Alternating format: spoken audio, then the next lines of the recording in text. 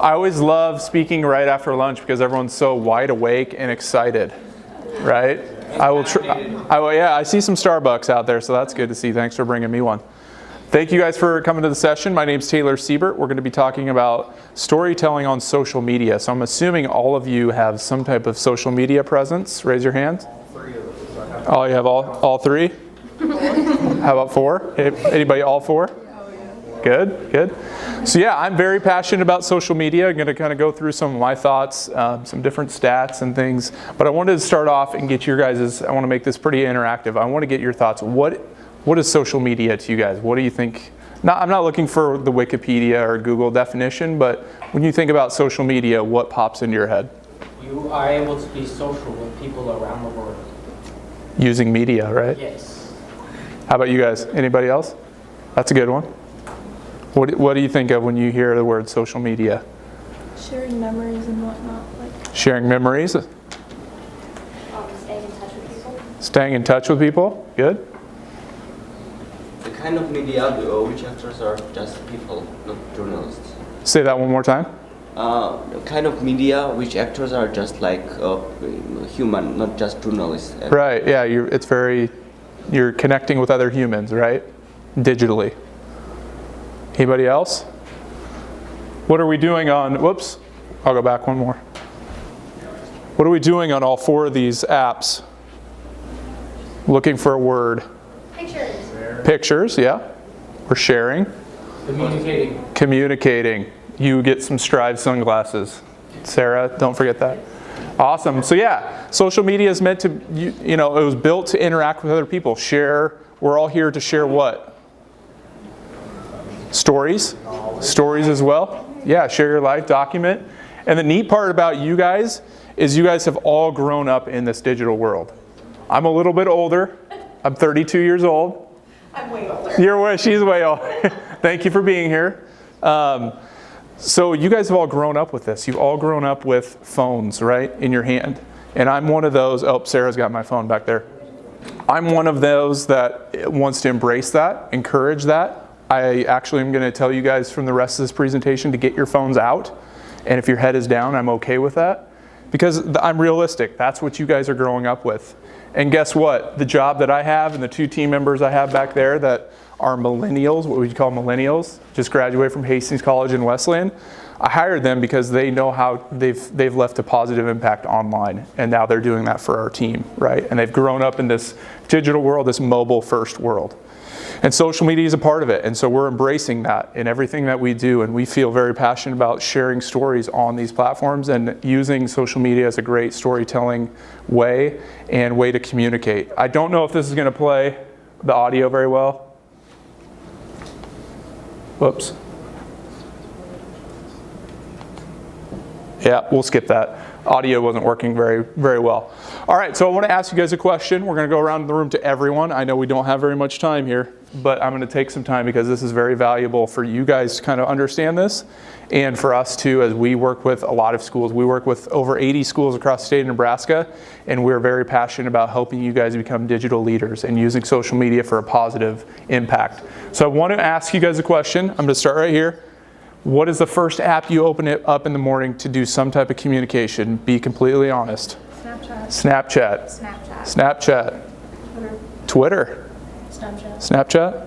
Like the text. Just message. Yep, I've got the message app up there for iPhone. Snapchat. Twitter. Snapchat. Snap. Text. Instagram. Heck, cool. Snapchat. Instagram.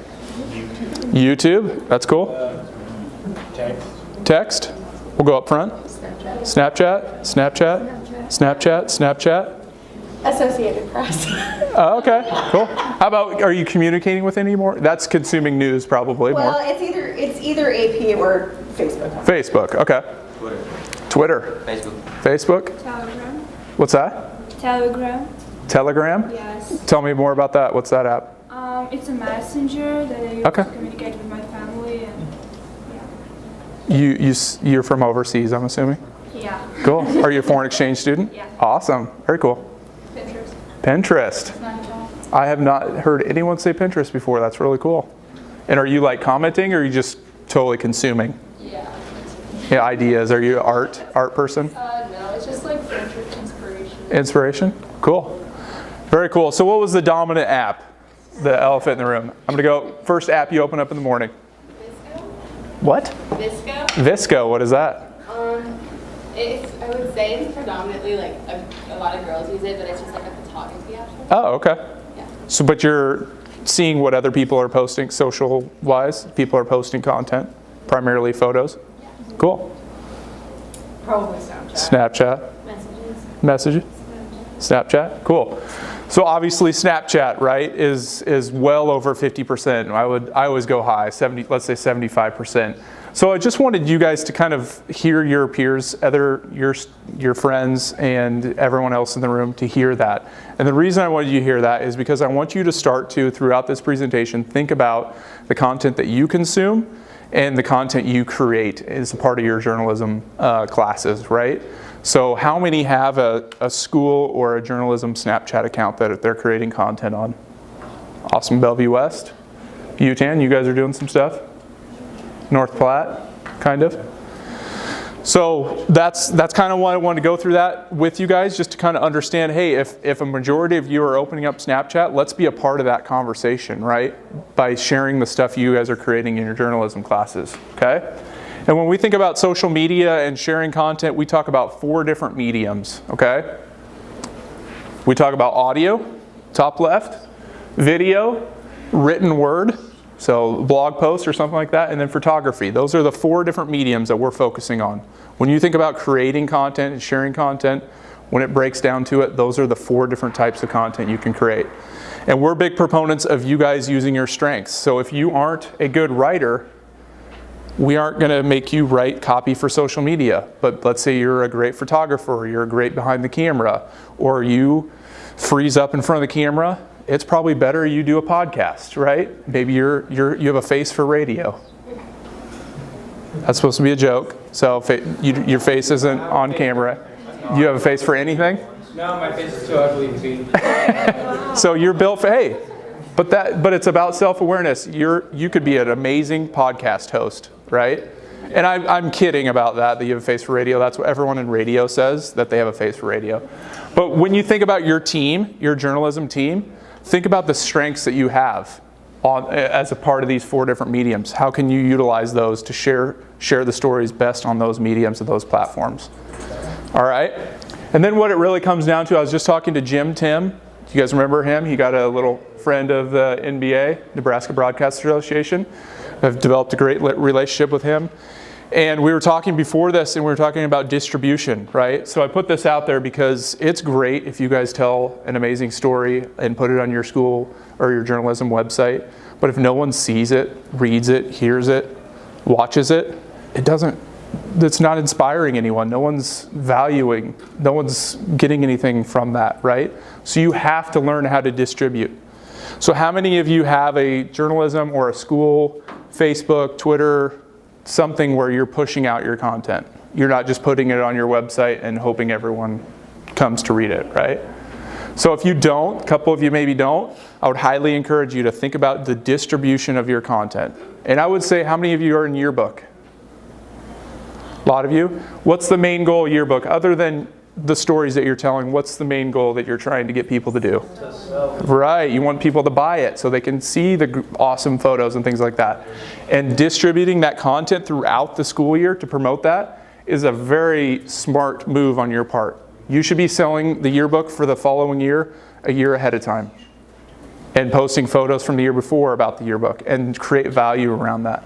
And so distribution is key. That's something I preached our team about. We're always tinkering and testing, experimenting with different ways on social media to kind of get our message out there. And for us, our target market, Facebook is an amazing tool for us. And it may not be what you guys are consuming content on, but you should highly think about putting your content on social media or on Facebook, because that's where a lot of your parents and grandparents are. That's probably why you moved away from Facebook.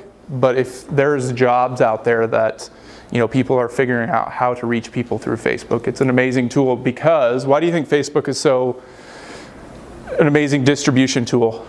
You will get a pair of sunglasses if you answer this correctly. Like all adults It's like the number one leading social media. Okay, so a lot of people on it. What does Facebook have? It has like links to articles that you can. They have lots of links. I'm looking for something else. What do they know about us?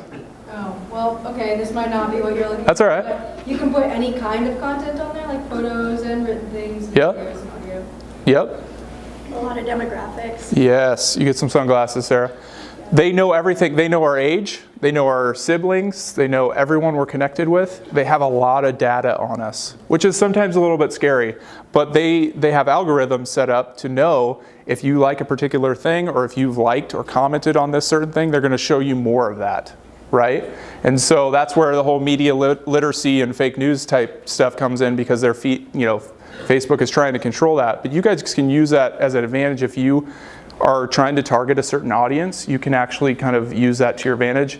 And guess what? Those are kind of real world career type skills, especially if you want to go into something around media and specifically social media. What do you think this means? Time is money. Right? Time is money? Yeah, I like that. Time is pie. What are all these apps trying to get us to do? Waste time. They are, a lot of them are a waste of time sometimes if you abuse it, right? But they're all searching for our attention, right? They're all trying to grab, Snapchat's trying to grab it to keep your streak alive. They're bringing in news sources, right? Twitter is sending you notifications, Facebook's notifications, Instagram. All these apps are trying to consume our attention, which can be used as a very positive thing, but you need to be a little bit careful as well. So I follow a guy by the name of Gary Vaynerchuk. And if you guys remember anything from today, remember that attention is the most valuable asset. So if you can get your audience, and I really want you to think about who is your audience? Who's your audience for your guys' stories that you're writing at your school? Our own demographic within our. So your peers, right? Your classmates? Who else? If you're in like speech or drama with people that are watching you. Okay. But you write a story about a student or a teacher or something like that, you're really trying to share that with your community, right? And your patrons in your town, alumni. How many are thinking about the alumni?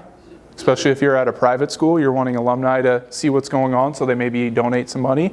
Or even if you're at public school, you need to be thinking about that as well to get people to move back. I'm from a small town, from Henderson, and we're really trying to push what we're doing at the school there because we want people to move back and remember what that experience was like at their school and to raise their families there and things like that. So there's lots of different demographics and people you can be targeting with your content. And if you can capture their attention with a great story, a great video, something that captures their attention, you've really hooked them. So before I kind of get into the main part of this, and we've got about 15 minutes, I want you guys to really think about stop creating content that you wouldn't even consume. How many of you have, and I may shake up some things here a little bit, but how many of you create a school news show? I've actually talked about something. Cool. It can be pretty valuable, but how many of you, how long is your guys' school news show video? I'm talking about a video now. The total length? Probably anywhere from like 3 to 6 minutes. 3 to 6? Okay, that's good. How about you guys? 10? 5? Anybody else? Jeff? 10 to 15 minutes. I'm seeing a lot of 10 to 15. How many of you are watching those start to finish?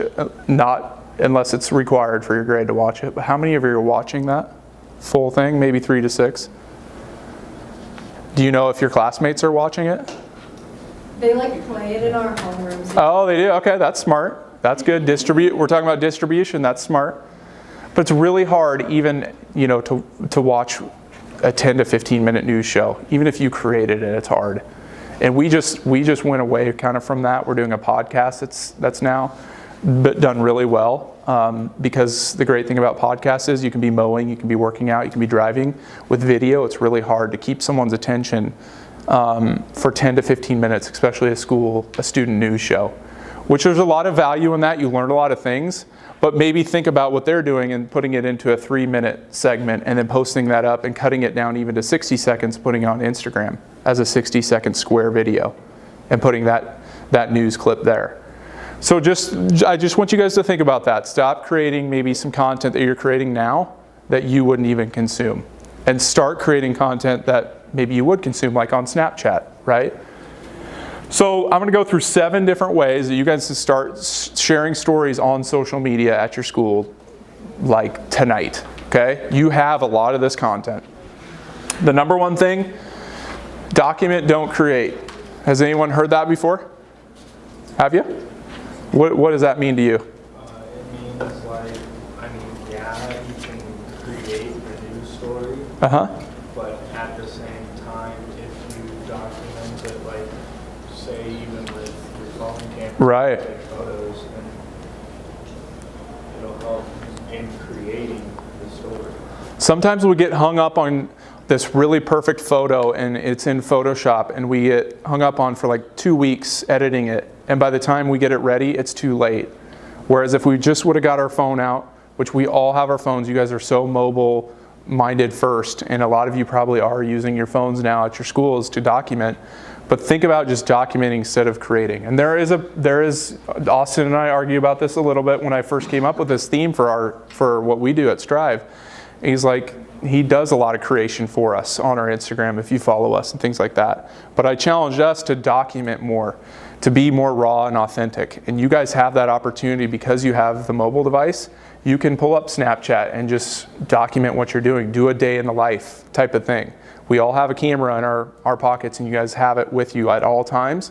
So document what's happening. You know, a lot of you probably have to go and do score updates at games and things like that. Why not document that with some video instead of waiting to maybe put together a highlight clip the following week and then it's too late, right? So get that raw, Instagram stories and Snapchat are great ways to document what's happening. I challenged myself in starting a vlog over the summer, and it's been pretty busy. I'm working on it today, so this is on the vlog right now.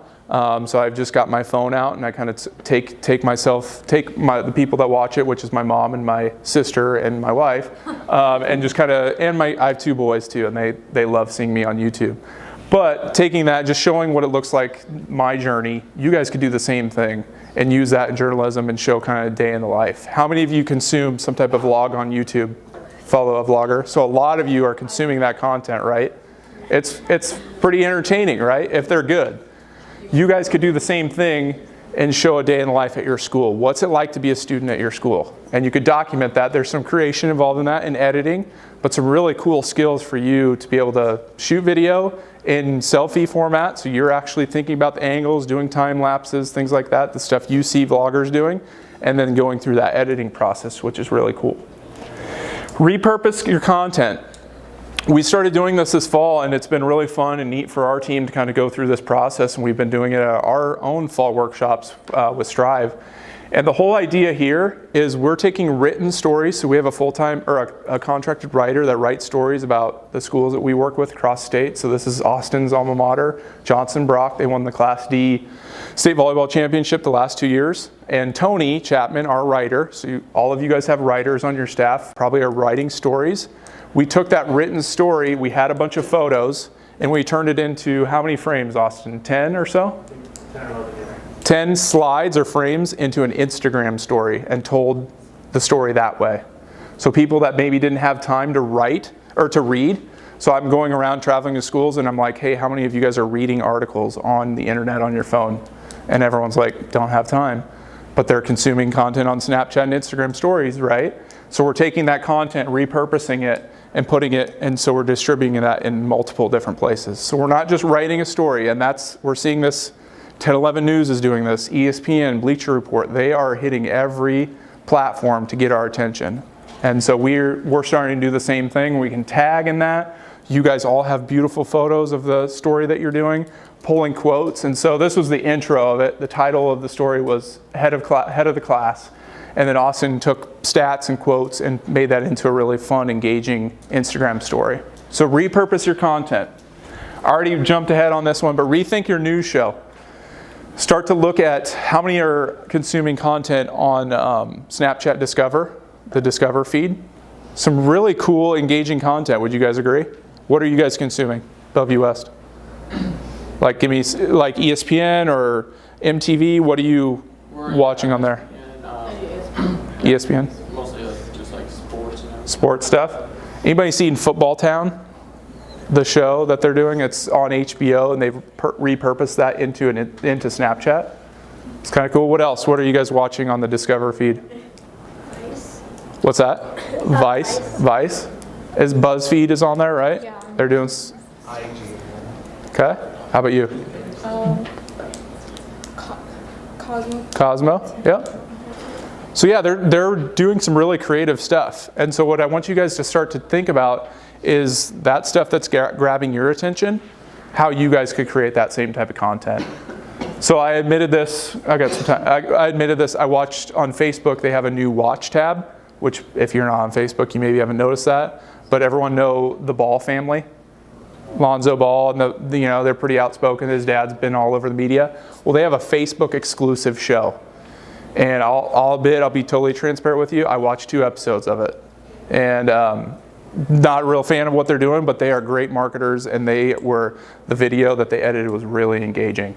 And so that's the type of content we're seeing, really fast moving, lots of graphics. The way they're editing this type of stuff is really cool. You guys are the future of that. So start to think about the stuff that you're seeing and how you guys can create it. How many have done an Instagram gallery? Personally or with your school? Anybody? A couple of you? So this is a great feature. We used this at state softball this last week. This was our kickoff. 9 days in Austin. It spelled out 9 days. I think that's all it said, right? 9 days. And he kind of put that into 4 different Instagram photos, and it was continuous, so it looked like the same graphic. And he could tell you how he did that in Photoshop afterwards, but really neat way to tell a story that way. We did a lot of different things. If you follow us on Instagram, just Strive TV, STRIV TV, you guys can steal the stuff that we do because we're finding it from ESPN, NFL, and everything and making it into our own. You guys can do the same thing. And you can do photos and video in a gallery, and it can be 60 seconds each frame. We have some students from Sandy Creek High School that are doing now an Instagram exclusive show called the Big Story with Austin and Ty. And so we took a news show idea and are now making it into a square video, and it's 3 different frames in 60-second increments, and that's their news show. And you guys can do the same thing. So we've got a Kearney Bearcat. Jeff right here does all the broadcasting for Kearney. And this is one of his good friends and classmates. So we've been seeing, take your whole story, your whole written story, grab one photo, and copy and paste it and put it all as one Facebook post. Copy and paste the entire text from your story. And we're seeing the data on this. This didn't get great engagement, but we're seeing some data that people are spending a lot of time. It's just like a good Instagram caption. Right? How many of you guys are reading, someone maybe put a really long Instagram caption and you guys are reading all the way through that? Any of you guys? Sometimes, if it's catching. So take your story and post it all on Facebook as one post. Because people are hitting the see more and they're reading it. We just started doing this. Number 6, create a Twitter moment. Has anyone created one of those yet? Or even know how to do it? I made Sarah do it for us. So we're highlighting some of the kids across the state that we work with on the broadcasting side. And it's actually on your phone. If you swipe right, there's a Moments tab, and you can curate tweets. So you could do this every Monday or Tuesday. Pull all the tweets from the football game on Friday night, all the photos that you guys see on your timeline, and you can make it into a Twitter moment. It's a really engaging way to go flip through a story. If you're into Twitter, that's a great that, and it's really easy. And the last one, we just did this for state softball. Had some teams that went to state softball. Gretna went to state softball, I think, right? So we designed a Snapchat geo filter. How many of you guys have done that or know of someone in your school doing it? Cool. And did you guys do a paid one or just create a community one, or do you guys know? Paid? Cool. So this is a great way for you guys to express your design skills. So if you're really into graphic design, Austin created this just last week out in Hastings. We just got the stats back. How many views? Almost 24,000 views on this filter that we ran Thursday and Friday. and almost 400 uses, almost 1,000 swipes. So they give you some really cool data that you can show. Cost us under 20 bucks for 2 days. Super cheap. So if you wanted to create something around homecoming, which already passed, prom, graduation, something like that, and you guys can promote your guys' journalism team or crew or the yearbook, something around the event, something going on, this is a great way to kind of express that skill at different events. Any graphic designers in the room that want to pursue graphic design? Cool. Social media is loaded with opportunities around graphic design. Austin is pretty unique. He does all our video and our graphic design. But there's jobs out there to create graphics for companies, brands, anything, and around all 4 mediums. Audio, people are doing now lots of podcasts. If you're a good writer, you're going to find a job at a company. I'll just straight up tell you that. If you can write, you will get a job. And start putting that content out. If you're a good photographer, Sarah's got like every friend of hers is a freelance photographer in the Lincoln area, right? That's really blown up. And then videography, everyone wants a good video. So, and all those are being shared on social media. That's how these freelance entrepreneurs like ourselves are getting their opportunities. Last thing I'll leave you with, and yep. When I made this slide, I didn't think I wouldn't have my phone. Do not take this for granted. Your phone is an amazing tool. We thank Apple and Google and everyone for making this phone. It can be abused. It can be used for negative things, right? I'm very optimistic. I'm on the positive side of things. I always look at the positive, and I think you guys are creators. You guys want to create. You love to create things and express yourself if given the opportunity. And I'm on your guys' side. You guys are the future of what the media industry is going to look like. And this little device, well, now they're big sometimes. This device is the future. We're seeing kids creating, you can now create Snapchat filters from your phone and writing papers on your phone. And I'd love to get some feedback, answer some questions for you guys, but just remember that. This is an amazing tool and don't take it for granted. Any questions or thoughts? Or I see some people taking notes. Anybody tweet? You can tweet at me. Love engaging on Twitter, Instagram. Follow me on Snapchat, just at Taylor Seabird on all of those stuff. Any thoughts? Anything of the 7 that you guys haven't done that you want to take back to your school? Yeah? Okay, so like at our school, the kids kind of created like a group chat for our school on Snapchat, and the teachers aren't like they don't want us to do that. Right. They feel like our government funding or things like that might be taken away because we're somehow exploiting things from the school. Okay. So how do you promote that as a positive use to like your? Great question. Did everyone hear that? Did everyone hear that? So you guys created a Snapchat. Yeah. Oh, okay. Oh, around your area? Yeah. Yeah, that's really cool. So we kind of use that this summer.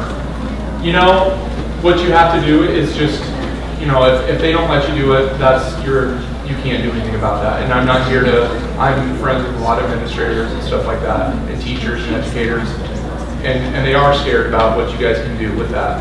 But if you can prove to them and model them, hey, give us this chance to show you that we can use this positive, just give us one chance. And maybe try it on a different platform that they are comfortable with, and then say, hey, can we, I bet they're probably more willing to do on Twitter because Twitter is more public, right? Say, hey, can we do a Twitter moment to start, and then maybe can you let us do the Snapchat? Once you've proven to them that you can do something positive online. That might be kind of cool. Okay, when you were talking about how you use the filter, and then how exactly you said you got 24,000 views. So Yeah. you got to see that since you created the filter. Right. Everyone. Yep. So we logged in to our Snapchat account and submitted the filter and paid for it, and then they give you stats on that filter. So if we were to make there's a school dance and you made that with that filter, then you could choose what videos you wanted to make a story out of that with? No, so it's just a filter that goes on top of every. that you could help curate, and then you could save that video and then upload that somewhere else too if you wanted to. Is there a way to make like your own story? Is that where you choose?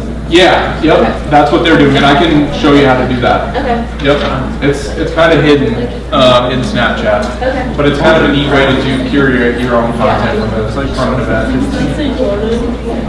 1:15. Okay, thanks guys. Go out and create. Hit me up on Twitter. Love to see what you guys start a blog. Oh, sunglasses right here.